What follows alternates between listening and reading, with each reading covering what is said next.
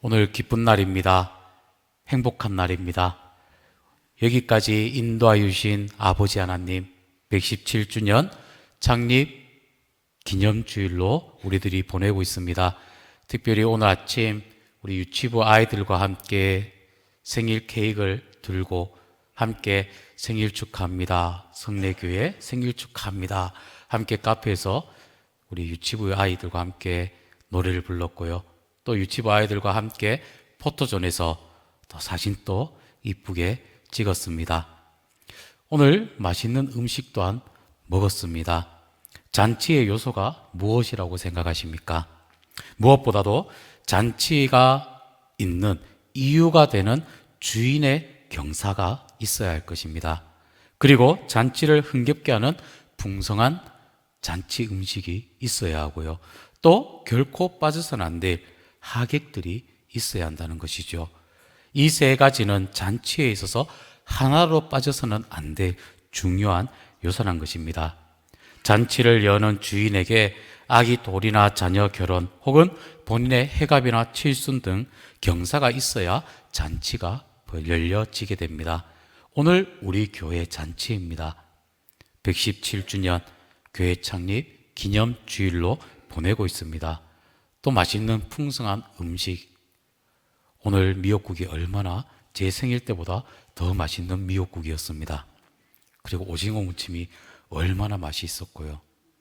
그리고 떡이요 얼마나 쫀득쫀득한지 한 개 더 먹고 싶을 지경이었습니다.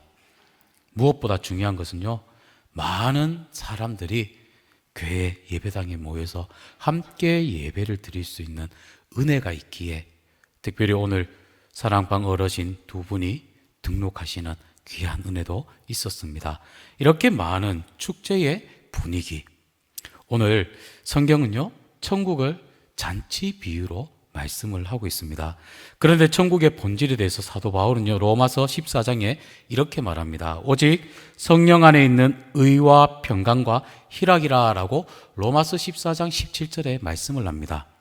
사도 바울은요 하나님 나라의 본질이 의와 평강과 희락이다, 이 세 가지를 강조를 하고 있습니다.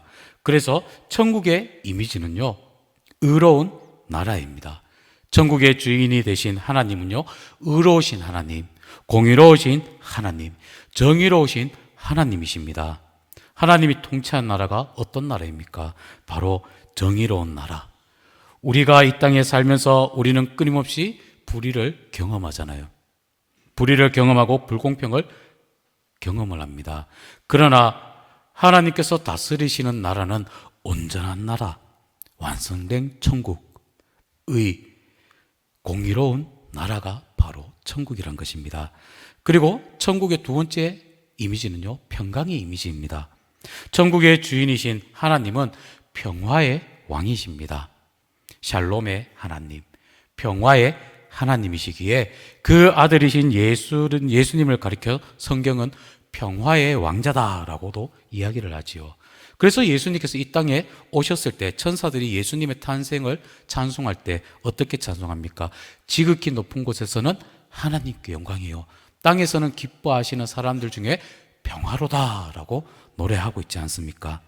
예수님께서 재림하실 때 이 땅에 계속 불안한 세상이 계속될 것입니다. 그러나 우리를 둘러싸고 있는 불안한 현실에도 불구하고 예수님을 모신 사람들이 우리 안에 누릴 수 있는 견고한 평화, 모든 환경과 조건을 초월한 절대적인 평화, 우리의 상황이 불안하더라도 우리 마음속에 잃어버리지 않는 그 평화를 약속해 주셨다는 것입니다.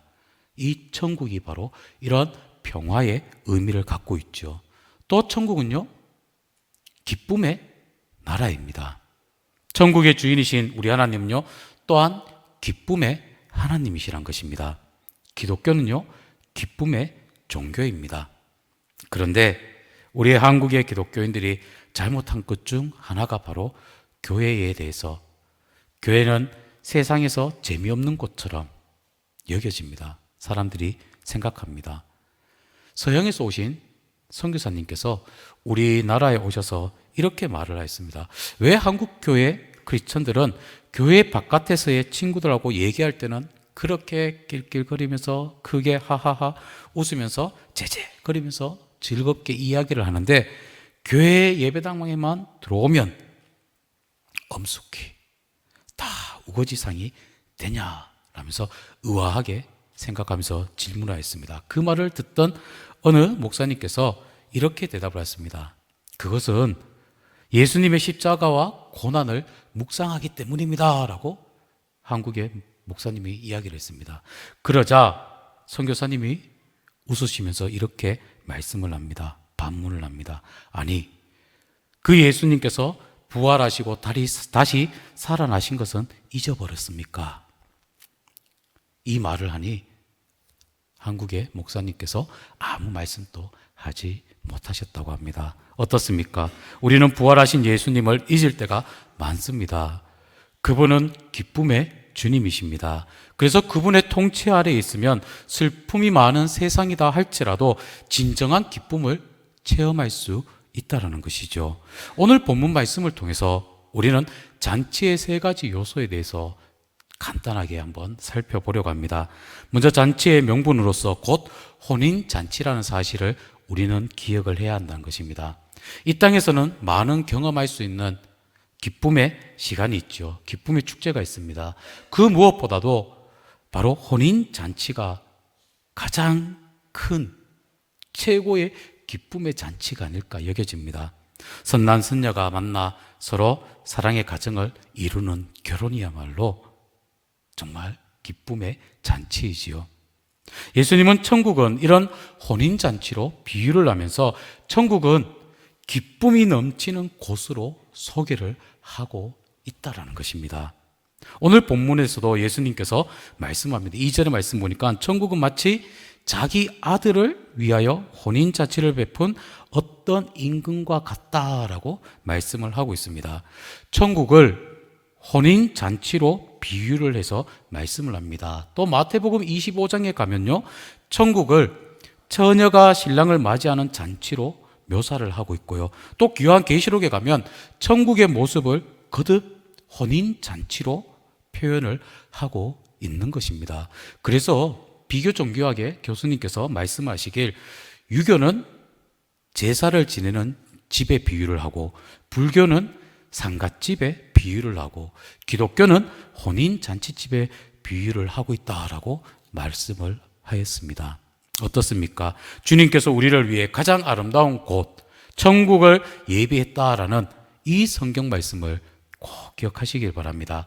이 천국은요, 신혼의 설레임같이 최고의 기쁨과 행복이 있는 곳이 바로 천국이란 것입니다.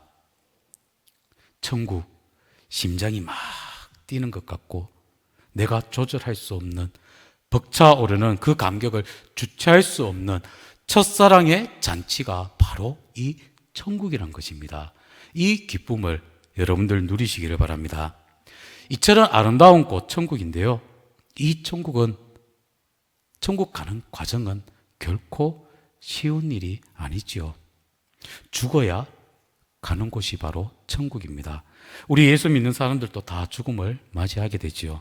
그러나 이 죽음 후에 주께서 우리를 위해 예비하신 곳, 그곳은 정말 잔치집과 같은 천국이 기다리고 있음을 꼭 믿으시기를 바랍니다. 천국에 가는 것은 좋은데 죽는 것은 어렵잖아요. 어떤 부모가 아이에게 이렇게 이야기를 합니다. 얘야, 이제 학교 갈 시간이 되었어 하니까 이 어린아이가 학교를 안 간다라고 때를 씁니다. 그러니까 너 왜 학교 가기 싫어하니? 라고 물으니까 이 꼬마아이가 말하기를, 엄마, 내가 언제 학교 가는 게 싫다고 했어? 학교 가는 것도 좋고 오는 것도 좋아. 그런데 학교에 있는 게 싫어 라고 이야기를 합니다. 학교에 가는 것이나 오는 것은 좋은데 학교에 있는 것이 싫다. 그런데 천국은 정반대이지요. 어떻습니까? 가는 건 죽음의 다리를 건너야 하기 때문에 어렵습니다. 죽음을 좋아할 사람은 없지요. 그러나 죽음의 다리를 건너게 되면요, 주님께서 우리를 위해 예비한 저 영광스럽고 아름다운 잔치집과 같은 그 천국이 우리를 위해 기다리고 있다라는 것입니다. 그리고요, 이 천국은 왕위의 아들의 혼인잔치의 음식 어떻습니까?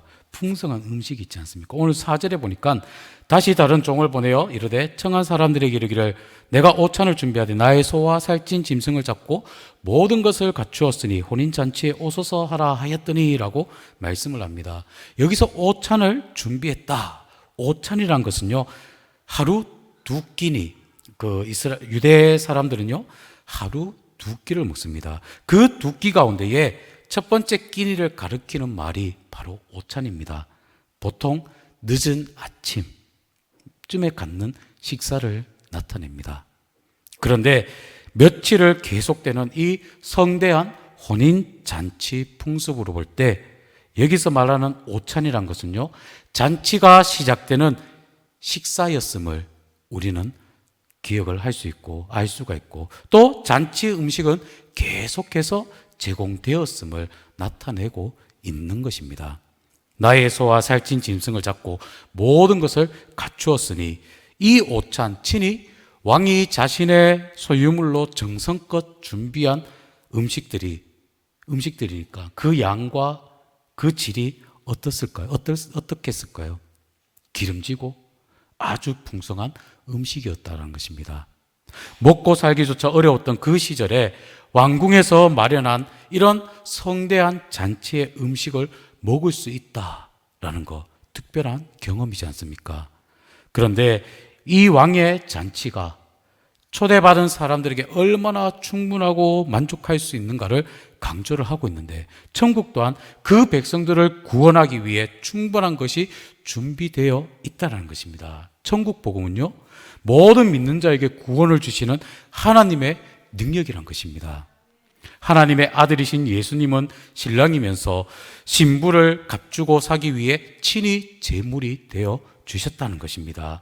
그 예수님께서는 자신의 몸을 사람들을 위해 생명의 떡이 되셨다라는 것이죠. 그래서 요한복음 6장에 이렇게 말하고 있지 않습니까? 진실로 진실로 너희에게 이르노니 믿는 자는 영생을 가졌나니 내가 곧 생명의 떡이다 라고 말씀을 합니다. 또 이어서 말씀을 요한복음 4장에도 보면 내가 주는 물을 마시는 자는 영원히 목마르지 아니하리니 내가 주는 물은 그 속에서 영생하도록 솟아나는 샘물이 되리라 라고 말씀을 하고 있습니다.